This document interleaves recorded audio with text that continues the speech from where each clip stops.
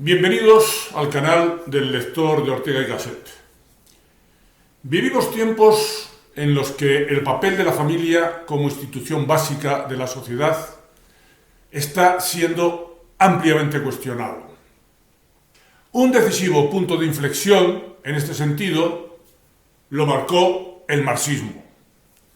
Engels, en su libro El origen de la familia, la propiedad privada y el Estado, abogaba por una regresión al comunismo primitivo también en este aspecto, suponiendo que en la futura sociedad comunista se volvería a la promiscuidad sexual, aboliendo pues la monogamia y asimismo a la educación comunal de los hijos a través de instituciones estatales.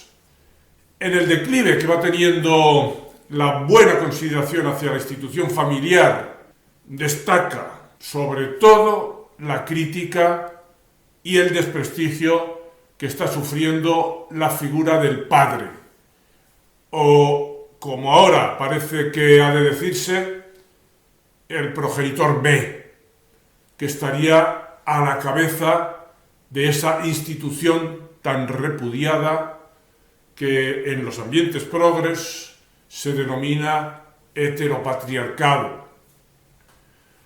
Así que, aprovechando la festividad del Día del Padre, me he decidido hacer un vídeo en defensa de ese tan vilipendiado progenitor B. Este es un canal dedicado a la divulgación de la filosofía y sus alrededores, especialmente la filosofía de Ortega y Gasset, el pensador en lengua española más importante habido hasta el día de hoy.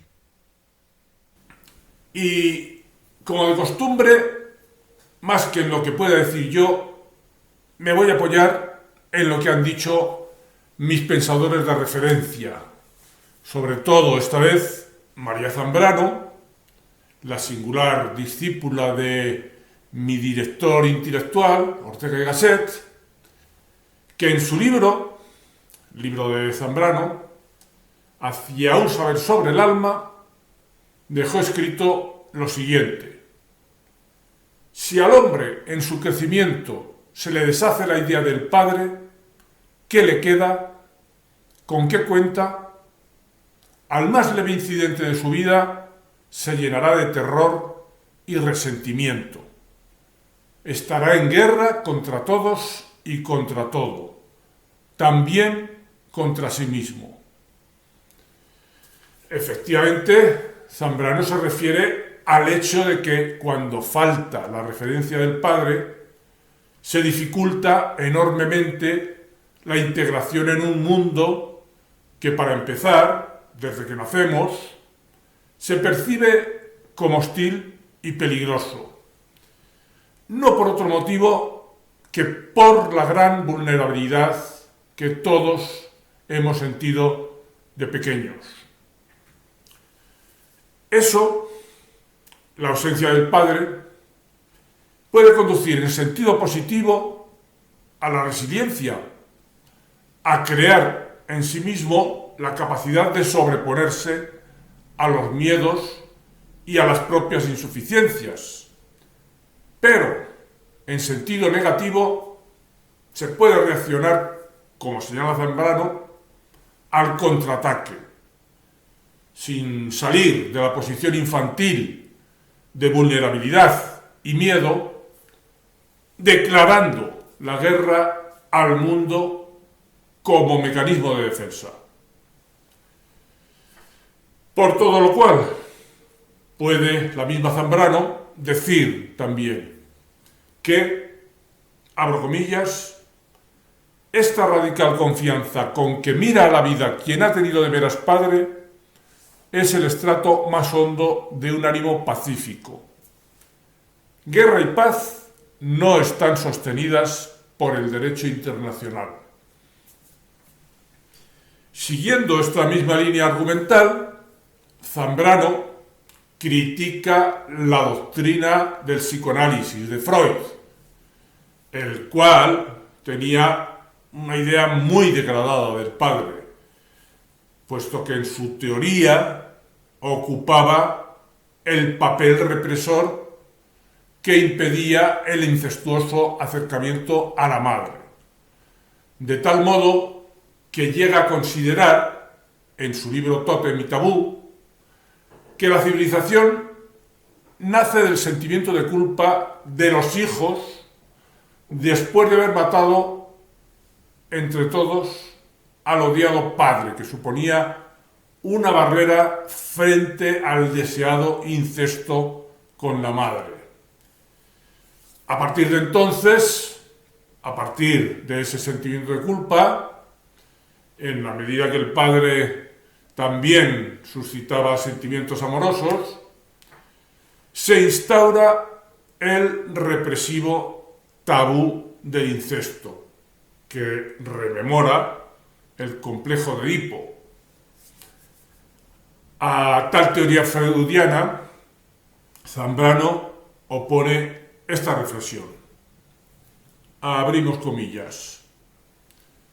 El freudismo, al deshacer la idea del padre, y más que la idea, la trascendencia de la paternidad, no hace sino completar la obra de todas las demás teorías que han ido cortando los hilos que mantenían al hombre enlazado con sus principios, supeditado a sus orígenes. No ha hecho sino perfilar la destrucción del hombre como hijo. Y vivir como hijo es algo específicamente humano. Únicamente el hombre se siente vivir desde sus orígenes y se vuelve hacia ellos, reverenciándolos. Y al ser así, no será de temer que al dejar de ser hijos dejemos también de ser hombres. Contamos con muchos ejemplos con los que acreditar, a contrario sensu, esta línea argumental de defensa de la figura paterna. Uno, singularmente significativo, nos lo proporciona el filósofo existencialista Jean-Paul Sartre, cuyo padre murió cuando él todavía no había cumplido ni un año de edad. Dice, refiriéndose a ese padre que no conoció: no tengo superyo. Paréntesis. El superyo es la instancia en la que reside la moralidad, según Freud. Y es la figura del padre la que, según él, según Freud, la suscita. Sigue Sartre. Nadie en mi familia supo infundirme curiosidad por ese hombre. Se está refiriendo a su padre. Lo que sé de él nunca ha tenido relación conmigo. Yo no era consistente ni permanente. Yo no era el continuador futuro de la obra paterna. En una palabra, no tenía alma. Esto lo dice el mismo Sartre en su autobiografía. Y confirmando aquella conclusión de Zambrano de que la ausencia del padre puede llevar a la guerra contra el mundo, Vargas Llosa, apasionado lector de Sartre en su juventud, dijo de él en una entrevista a El País del año 2012: Sartre es muy sincero y poco le falta para reconocer que en su caso la revolución no tiene otro objetivo primordial que borrar de la tierra a esa clase social privilegiada, dueña del capital y del espíritu, en la que nació, y contra la que alienta una fobia patológica. Coincide en esta opinión Vargas Llosa con la del estudioso de la vida de Sartre, Benjamin Schaffstein, que dice de él, de Sartre: su enojo por la ausencia de su padre se ha convertido en su denuncia de la sociedad burguesa, para terminar con la cual ha estado de acuerdo en hacer uso de la violencia que formaban parte de sus fantasías infantiles de gobernar el mundo. Como cuando niño, sigue anhelando ser el héroe de una gloriosa aventura que una a aquellos que, como él, han vivido en soledad.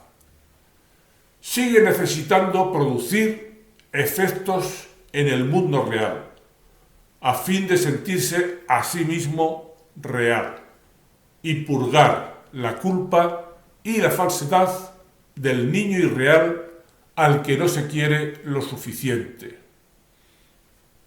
Y si buscamos un marco más general y menos inmediatamente vinculado al ámbito familiar, pero que puede servir de referencia, digamos que macrocósmica, en la que incluir estas vicisitudes microcósmicas del ámbito familiar, podemos atender esta otra reflexión que hace Ortega en su libro Ensimismamiento y alteración.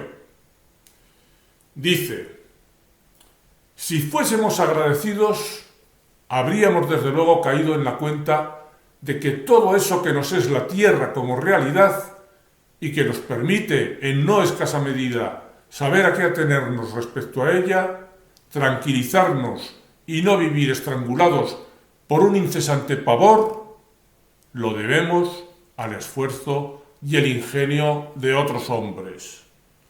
Sin su intervención, estaríamos en nuestra relación con la tierra y lo mismo con lo demás que nos rodea, como estuvo el primer hombre, es decir, aterrados.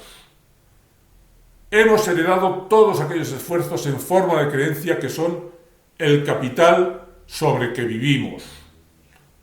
La grande y a la vez elementalísima averiguación que va a hacer Occidente en los próximos años, cuando acabe de liquidar la borrachera de insensatez que agarró en el siglo XVIII, es que el hombre es por encima de todo heredero, y que esto y no otra cosa es lo que le diferencia radicalmente del animal.